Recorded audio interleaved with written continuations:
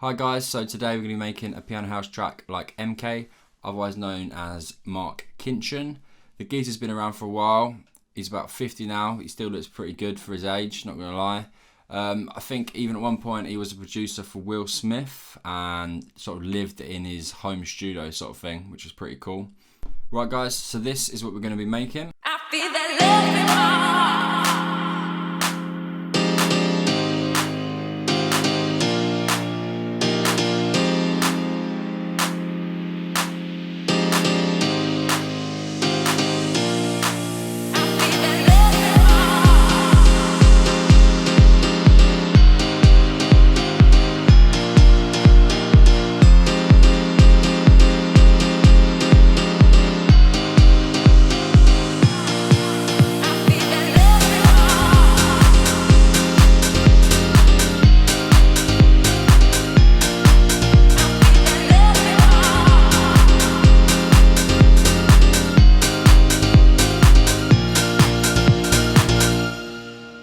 Right guys, so I'm going to start from the top.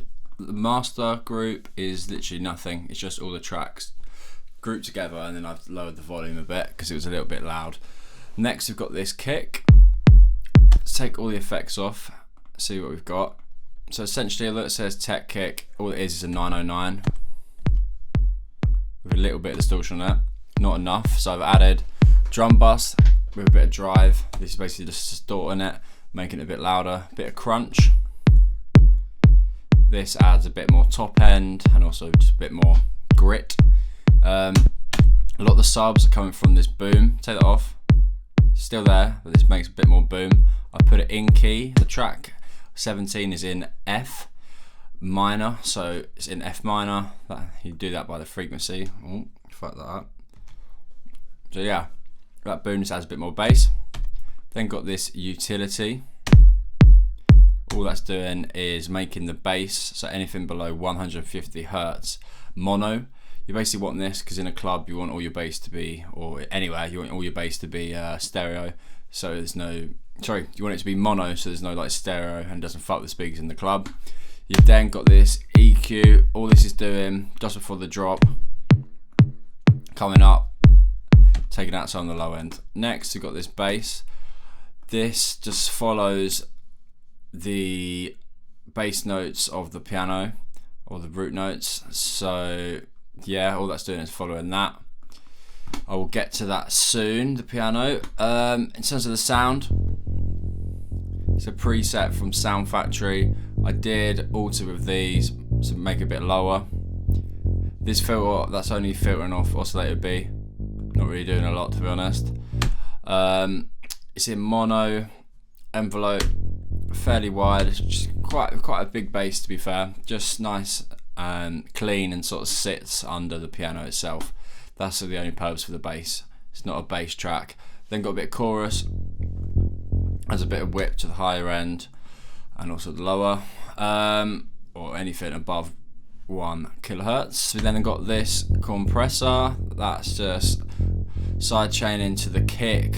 All that's doing is making sure the kick can punch through. If you listen to that, without it you can't hear the kick as much.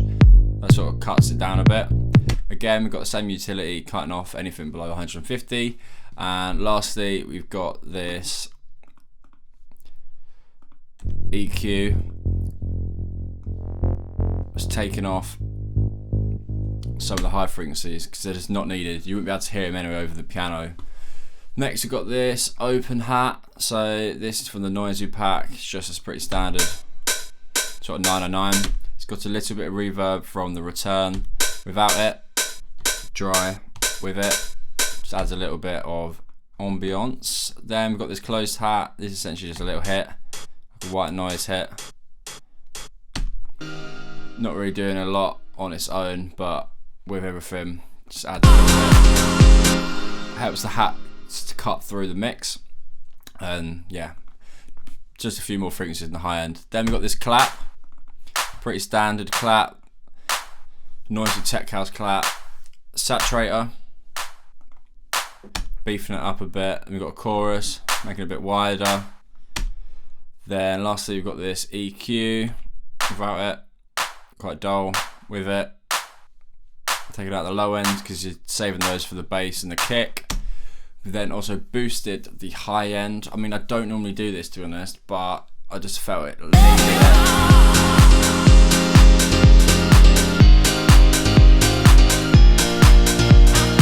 Just needed a bit to cut through the mix. We've then got this little crash, standard little 909 crash. Side change it to the kick just so it sits in the mix. Next, got this little riser.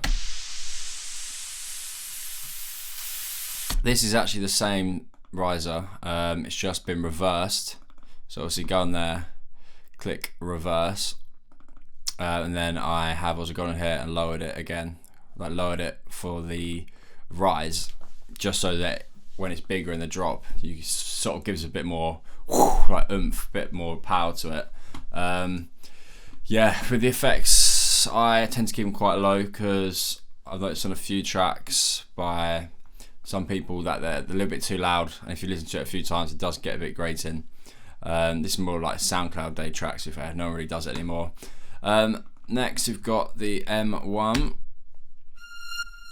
little string, it's just in the root note, which is F. Taken out the low end, added a bit of a side chain because without it, it's just straight string. It's just a head fuck. Like needs that as essential. If you ain't got a side chain on your kick that on your string, then you're fucked. Again, string. What we got? Bit of this. Kept a few reverbs on. Nothing fancy really. Yeah. I like to keep the stock reverbs for strings on the chord because they're sort of just like 90s sounding. Oh, just in terms of effects, got quite a few effects on the bass. A bit of reverb, a bit of hyper, adds a bit of stereo width. Distortion, standard. Compression, bit of compression, not a lot, added a bit of gain. Delay, a little bit, but not much at all. And then an EQ taken off the top as well. Okay, so the big one here, we have the piano. Let's start with the MIDI. So the rhythmic part, it stops with F. So sorry, it starts with F, which is the root note, and it goes up an octave, and then all they're doing is playing in the thirds. So 1, 2, 3, third, and up to the 5th, to the 7th, and then to the 9th, which is a fancy way of saying one above the root. So yeah, sounds pretty nice. Let me solo that. So if I take all these off, it's just not gonna cut through the mix, but as you start to add all these 5ths, 7ths, 9th,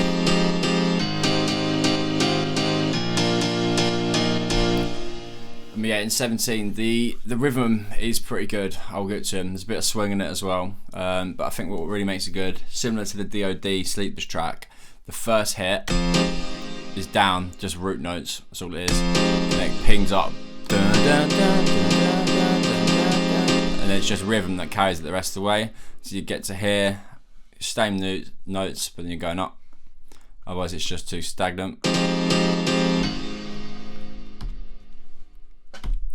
And then the bass notes, so it's going F, it's just following the bass, obviously, as all chords do. It's going F, and then it's going to the G, which is just up a third, and then the A sharp, which is just up 1 semitone. So, yeah. Again, these, G sharp, all it's doing is going to the 3rd, the 5th, the 7th. There's no 9th on this one, apart from up here. There is the 9th, but it's very quiet. Also, that's the 7th. But it's, yeah, it's kept very quiet. Just adds a bit more high frequency about it. Very subtle, very subtle. But yeah, that is that. Down here, if you get rid of this, it sounds a bit cheesy. It's lacking that grit, that depth.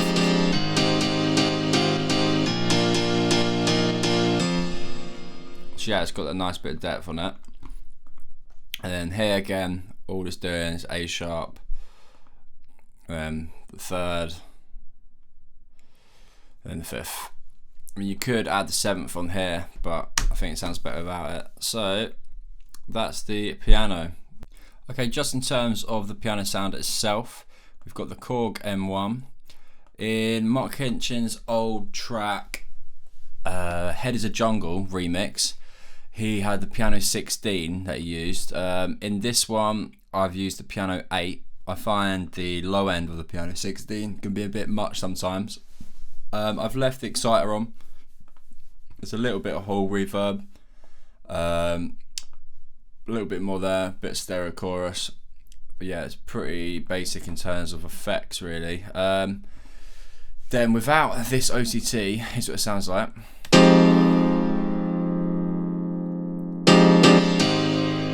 Really adds that nice high end. OTT is basically a multi-band compressor.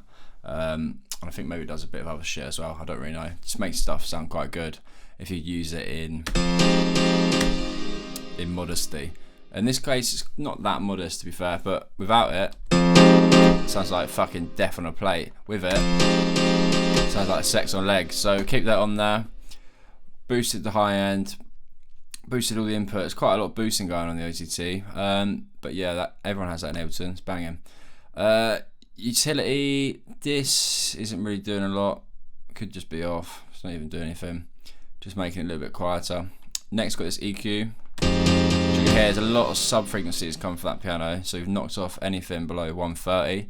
We've also boosted a little bit here for a bit of character. And again, boosted a little bit more in the top end for just sort of make it brighter, I guess. A bit of that, a little bit dull with it, a little bit nicer. Lastly, we've got this sidechain compressor doing a little bit. Fresh isn't that much. Doing a little bit of sidechain into the kick. In his track, he doesn't do it that much. It's not over the top sidechaining like in some tracks. But yeah, that's the piano. Just so we didn't get copyright, I've added this vocal. I feel that love. Pretty simple, just a bit of reverb, bit of delay, bit of sidechain to the kick.